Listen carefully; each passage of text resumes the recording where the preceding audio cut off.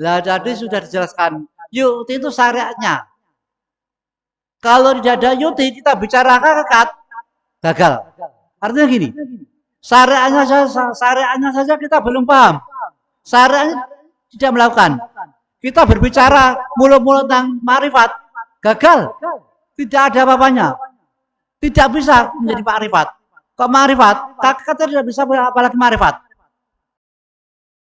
Sarannya apa? Yu'ti ngisi bidang. Bidang ibadah ada 2 jalur. Yang pertama, vertikal. Qabul min Allah. Kita ibadah langsung pada Allah Subhanahu wa taala. Yang kedua, horizontal. Di mana kita diciptakan sebagai makhluk sosial, ya, tidak bisa hidup tanpa bantuan orang lain. Manusia mana yang hidup mampu tanpa bantuan orang lain? Tidak bisa, kecuali maaf yang tidak punya akal, seperti kuda, kambing, sapi dan seterusnya. Kalau kita manusia, Pak, insya Allah tidak bisa hidup tanpa bantuan orang lain. Maka kita disebut makhluk sosial. Di dalam segi sosial, bahaya juga menciptakan suatu cara kefahaman menurut syariat. Syariat apa? Tata cara kehidupan yang bisa dilihat oleh mata. Itu contoh Bapak Kapolsek, Kang Gatot. Itu ke kantor. Itu juga merupakan isi bidang. Bapak asisten perekonomian, pembangunan perekonomian, Kang Yudi, ke kantor atau kunjungan kerja di pertanian mana atau di industri mana, itu juga termasuk isi bidang. Yu'ti namanya. Pengeterapannya dengan lillah, lirasul, lilghos. Lah kok lillah? Apa itu yang dimaksud lillah? Lah, arti daripada lillah adalah dalam segala gerak-gerik kita.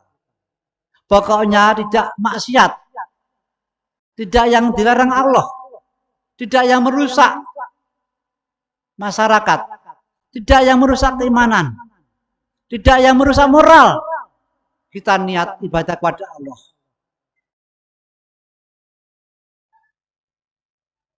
Dasarnya apa? Kok lillah? Dan tidaklah aku menciptakan jin dan manusia kecuali ibadah kepada aku. Quran surat Ad-Dariyat 56. Artinya gini, dalam surat Ad-Dariyat 56, Bismillahirrahmanirrahim. Wa ma khalaqul jinna wal insa illa liya'budun, kata Allah. Ad-Dariyat 56 Quran. Insun Allah ora bakal nggawe manusia lan jin kejaba ibadah marang aku. Jadi ibadah diperintah Allah. Kita ibadah diperintah Allah SWT. Kalau kita ibadah tidak diniati ikhlas, maka kita akan linapsi, rugi, mengikuti hawa nafsu, tidak mengikuti perintah Allah. Karena apa? Karena kita manusia punya keinginan, yaitu nafsu. Dewa nafsu. Sebenarnya nafsu kan apa? Minapunten. Nafsu itu diberikan kepada manusia biar kita punya keinginan menang. Tentunya tujuan Allah kemenangan yang mendapat itu. Kemenangan yang membahagiakan orang lain. Kemenangan yang menciptakan kenyamanan orang lain dan diri kita. Tapi sayangnya nafsu itu lemah. Nafsu dipengaruhi setan. Sehingga nafsu berontak kepada Allah lagi. Sehingga kita melupakan perjanjian kepada Allah di alam roh. Di alam roh Allah Subhanahu wa taala membuat perjanjian dengan diri kita. sebelum kita ditiupkan ke dalam segumpal daging di dalam rahim ibu kita. Apa perjanjian antara roh kepada dengan Allah Subhanahu wa taala? Perjanjian itu menghasilkan tiga piagam. Okay. Ingkang pertama, roh berjanji. Dumateng Allah Subhanahu wa taala. Janji ini pun menghasilkan dua perkawis. Sepindah. Roh mengakui Allah Subhanahu wa taala sebagai Rob, sebagai Tuhan Allah sesembahan. Ingkang kaping kalih, roh mengakui Rasulullah SAW sebagai abduhu wa rasulullah, sebagai abdu Allah sekaligus utusan Allah Subhanahu wa taala yang perlu kita taati aturan-aturannya. Piagam kedua atau piagam ingkang angka kalih. Nggih menika. Roh berjanji dumateng Allah sebagai Rob, berjanji bakal ibadah dumateng Allah. Taat dumateng aturan Kanjeng Nabi.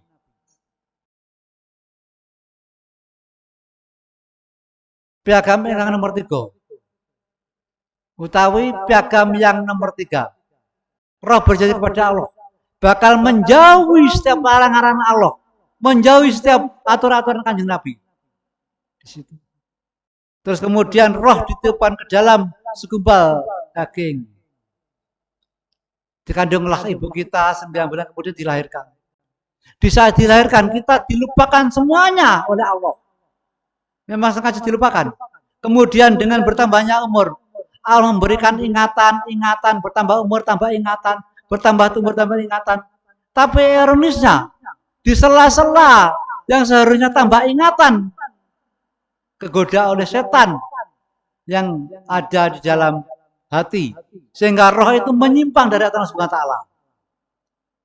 Sehingga manusia di saat balik ada yang tetap taat pada Allah,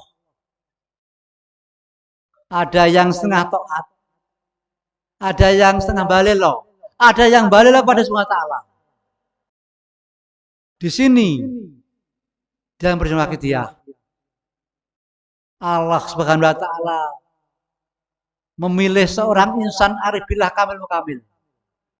Di mana insan arif billah kamil insan yang dipilih untuk membenahi umat manusia, yaitu Mbah Romawi Haji Abdul Majid Ma'ruf Qaddasallahu sirrahu.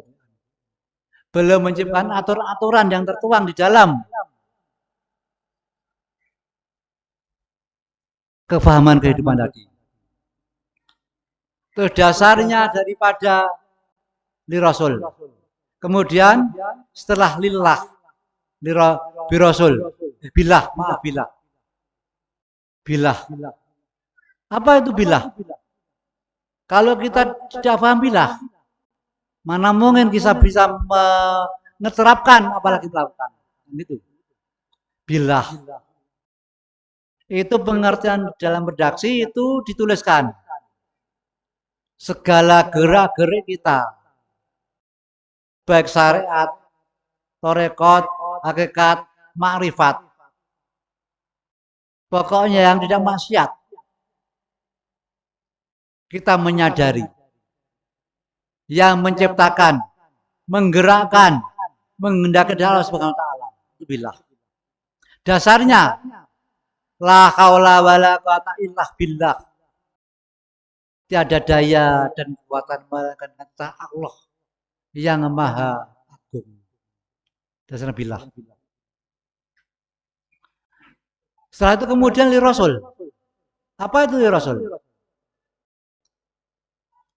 Pengertian li Rasul. Segala gerak-gerik kita, baik zahir maupun batin, baik syariat maupun hakikat, kita niati mengikuti tuntunan beliau Rasulullah SAW. Apa dasarnya? Dan tidaklah saya menciptakan Nur Muhammad kecuali mengutusnya untuk rahmatan lil alamin. Surat Al-Anbiya 56 kalau nggak salah. Bismillahirrahmanirrahim. Wa ma arsalnaka illa rahmatan lil alamin. Di sini. Dan tidaklah saya mengutusmu wahai Muhammad. Dan tidak saya menciptakan kamu Nabi Muhammad hanya untuk pemberi rahmat seluruh alam. Di sini. Jadi beliau itu menciptakan suatu jalan untuk ibadah kepada Allah. Tidak anggar menciptakan. Beliau mengikuti kalamullah. Beliau mengikuti Al-Quran. Karena Al-Quran adalah kalamullah. Al-Quran satu-satunya pegangan orang Islam yang terkuat. Maka itu beliau disebut Al-Haq, Al-Aktab, Al-Ghos, Al-Mutlaq, Yaman, Miftah Kalamullah, Ra'uhu Wusulihi. Beliau di samping beliau itu ya di samping Kubul Aktab. Beliau juga termasuk orang yang dipercaya sebagai pembawa kunci Al-Quran, yaitu Yaman Miftah Kalamullah. Yaman, orang yang dipercaya sebuah arane manungso. Miftah, kunci Kalamullah Al-Quran. Yaman Miftah Kalamullah. Sebuah arane manungso sing dipasrai kunci kelawan Al-Quran. Di samping itu beliau juga Ra'uhu Wusulihi. Apa dasarnya? Alaika rabbini bi'idnillah wangdur ya sayyidi binadroh musilatillah hadratil aliyah. Di sini dititik beratan pada musilatillah hadratil aliyah, yaitu radiasi batiniah bimbingan beliau yang menghantarkan kita sowan kepada Maha Luhur Tuhan kita. Musilatin ilah hadratil aliyah. Itu. Terus kalau di dalam yuti, bagaimana pengeterapannya? Di dalam syariat, misalkan Kang Gatot utawi Kang Yudi itu ke kantor atau kunjungan atau apalah tugas kantor. Saya ke kantor, niat derek perintah Allah, niat derek sunnah Rasulullah, niat derek bimbingan Al-Ghos. Otomatis tanpa kita sadari, kita sudah melakukan surat Ad-Dzariyat 56. Wa ma khalaqtul jinna wal insa illa liya'budun. Sudah melakukan itu tanpa kita sadari. Kita sudah baca kepada Allah. Dalam arti belum minanas. Kemudian saya kantor niat mengikuti tuntunan Rasulullah, mengikuti bimbingan, mengikuti sunnah Rasulullah. Tanpa kita sadari, kita melakukan perintah Allah yang artinya wa ma arsalnaka illa rahmatan lil alamin. Itu melakukan itu tanpa kita sadari. Otomatis kita sudah melakukan perintah Allah di dalam mengikuti sunnah Rasul. Kita mengikuti bimbingan Ghos zaman, sudah pasti kita mengikuti. Bang Durilayya Sayyidi binadroh musilatillah hadratil aliyah. Kita sudah mengikuti bimbingan beliau tanpa kita sadari. Terus untung ruginya apabila kita tidak mengikuti bimbingan beliau apa? Yang pertama, saya terangkan daripada yang lil Ghos dulu. Kalau kita tidak lil Ghos, otomatis Bismillahirrahmanirrahim, usaha kepada Allah tanpa didampingi guru atau arif billah insan kamil, didampingi setan. Man lam yakullahu syaitani sayrahu. Kita ibadah artinya hubungan kabulumian nas. Seperti yang saya katakan tadi. Saya siapapun lah ke kantor tanpa niat mengikuti sunnah Rasul, tanpa niat mengikuti perintah Allah, tanpa niat mengikuti sunnah Rasul, tanpa niat mengikuti bimbingan Al-Ghaus, maka kita sia-sia hanya mendapatkan hasil lahir. Tapi intinya kita mengikuti setan. Man lam yakul lahu syaitan syakahu. Barang siapa kepada Allah tanpa didampingi arif billah kamil mukamil gurunya setan atau didampingi setan. Intinya beliau itu mengajak kita menjadi orang yang beriman kepada Allah, menjadikan kita menjadi golongan orang mutakin, orang yang berbahagia dunia dan akhirat. Oleh karena itu, hadirin hadirat, bagaimana rasa terima kasih kita kepada beliau? Kalau kita tanya khususnya diri saya sendiri, teman-teman pengamal, podo wae podo nderek Mbah Rama Yai. A'udzubillahi min dzalik. Kalau kita tanya podo wae podo nderek Mbah Rama Yai.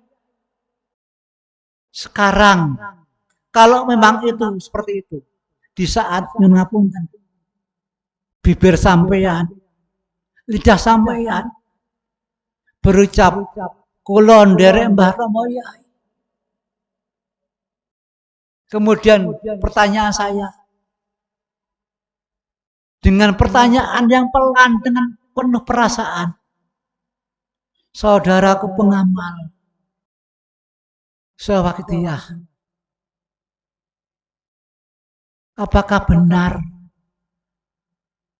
dirimu nderek Mbah Rama Yai? Kalau benar, apakah benar di hatimu, saudaraku, hanya ada satu orang, yaitu Mbah Rama Yai? Apakah benar seperti itu, saudaraku? Kalau memang benar, alhamdulillahirabbil alamin. Kalau memang benar, semuanya pasti akan berada di dalam organisasi yang diciptakan Mbah Yai, yaitu PSW yang berbendera hitam. Tapi kenapa dalam perjuangan Wahidiyah banyak bendera dan sebagainya? Maaf, dikarenakan hati saudaraku masih ada yang lain, sehingga tidak melakukan ilghos. Hadirin-hadirat, kalau kita tidak melakukan ilghos, tidak mengikuti bimbingan beliau dalam yu'ti, otomatis kita ibadah kepada Allah dalam arti qablun nas maupun qablun Allah dalam segala bidang kehidupan, kita didampingi setan. Man lam yakul lahu syaitan syakahu. Kita batal didampingi beliau karena secara syariat di bidang kita tidak mengikut beliau. Ya ayyuhal ghausu salamullah alaika rabbini biidnillah wangdur ya sayyidi binadurrah musilatinil hadrati aliyah. Ya ayyuhal ghausu salamullah alaika rabbini biidnillah wangdur ya sayyidi binadurrah musilatinil hadrati aliyah. Ya ayyuhal ghausu salamullah alaika rabbini biidnillah wangdur ya sayyidi binadurrah musilatil hadrati aliyah. Al-Fatihah. Hadirin wal hadirat yang kami hormati, setiap hari, setiap saat, bahkan setiap habis sholat waktu kita selalu ya ayyuhal ghausu salamullah. Ya Ghaus, kawula sampai akan salam Allah kepangkan panjenengan. Alaika rabbini biidnillah. Bimbing dan didiklah diri kami kanthi idza subhanahu wa ta'ala. Wangdur ilayya sayyidi binadroh. Pancari batinah kami dengan sinar nadrahmu, dari pimpinan kami. Duhai Ghosda Zaman. Musilatin ilah hadrati aliyah.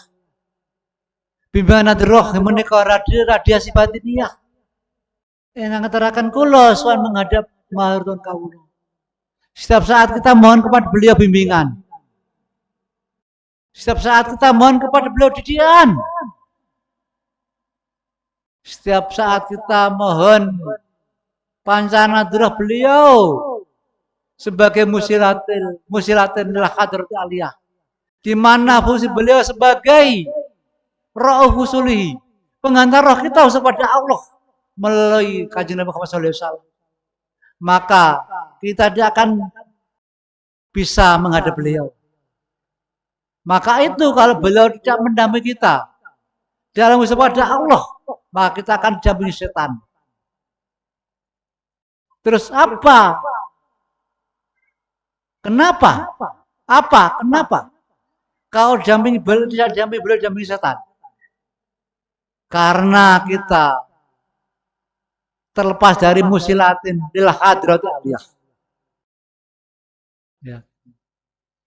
Kalau kita sudah terlepas dari musilatin lil hadrati aliyah, maka kita putus dengan beliau dan setanlah yang mendampingi kita. Apa yang dimaksud arif billah? Orang yang arif, orang yang selalu berhubungan kepada Allah, orang yang selalu menyadari bahwa dirinya selalu dalam penciptaan Allah, selalu dalam kehendak Allah, selalu dalam gerak-geriknya yang digerakkan Allah. Itu arif billah. Kamil mukamil apa? Kamil orang yang sempurna. Mukamil orang yang bisa menyempurnakan orang lain tanpa terkecuali, tanpa terbatas oleh ruang, waktu, tempat, dan jarak. Itulah insan arif billah kamil mukamil. Oleh karena itu janganlah kita memandang remeh beliau sebagai insan kamil. Pak, insya Allah, kalau kita tidak dampingi beliau, maka kita akan tidak sampai kepada Rasulullah. Karena syaratnya kita usah kepada Allah harus melalui Rasulullah. Wa ma arsalnaka illa rahmatal alamin. Quran dan seakan menciptakan Nur Muhammad kecuali pemberi rahmat seluruh alam. Hadirin hadirat, secara otomatis kalau kita tidak mendapatkan bimbingan beliau, kita dilepas beliau, maka kita tidak mungkin sampai ke Kanjeng Nabi. Karena kita sampai ke Allah harus melalui makom. Makom apa? Tempat atau tingkatan, yaitu makom bihaqqatil Muhammadiyah. Terus bagaimana agar kita sampai ke makam bihaqqatil Muhammadiyah? Kita harus menjadi orang wakidiyah. Orang wakidiyah itu syaratnya lillah, lirasulil ghos, birasul, bil ghos, di dalam hakikat. Kemudian pengetarapan itu menjadi makrifat, yaitu menyadari segala gerak-gerik kita yang menciptakan, menggerakkan, menjadi Allah. Itulah alam wakidiyah. Kalau kita sudah di makam wakidiyah, otomatis kita sampai ke makam bihaqqatil Muhammadiyah. Terus kalau ke makam bihaqqatil Muhammadiyah, otomatis kita sampai makam akadiyah. Makamnya Allah Subhanahu wa taala. Pada intinya, kalau kita tidak sampai ke makam bihaqqatil Muhammadiyah, otomatis tidak sampai ke makam akadiyah. Syaratnya ke makam bihaqqatil Muhammadiyah, kita harus sampai ke makam wakidiyah. Artinya, kalau kita tidak sampai ke makam wakidiyah atau menjadi golongan orang mutakin, atau menjadi golongan orang yang bertauhid kepada Subhanahu wa taala, atau menjadi golongan wong kang nyuci Allah Subhanahu wa taala, maka kita tidak sampai di makom bihaqatil Muhammadiyah. Kalau kita tidak sampai makom bihaqatil Muhammadiyah, maka kita tidak sampai makom Ahadiyah. Maka kita tidak sampai kepada Allah usul. Itulah penjabaran kalau kita tidak didampingi arif billah kamil, didampingi setan. Karena syaratnya sampai ke makam Ahadiyah, kita sampai ke makam bihaqatil Muhammadiyah. Kenapa demikian? Karena yang mampu sampai makam Ahadiyah hanya para nabi dan rasul. Sebagaimana kita harus sampai nabi dan rasul, harus ke makam Ahadiyah. Kalau kita tidak di makam Ahadiyah, maka tidak ada yang mengantar kita ke makam bihaqatil Muhammadiyah ini. Jadi intinya sudah pas. Kalau kita tidak didampingi arif billah kamil, maka didampingi setan. Kita tidak bisa menjadi makam Ahadiyah. Kalau kita tidak menjadi Ahadiyah, maka kita tidak bisa di makam bihaqatil Muhammadiyah. Kalau kita tidak bisa di makam bihaqatil Muhammadiyah, maka kita tidak bisa di makam Ahadiyah. Itulah tahapannya. Mudah-mudahan apa yang saya sampaikan ini bisa dipahami semuanya.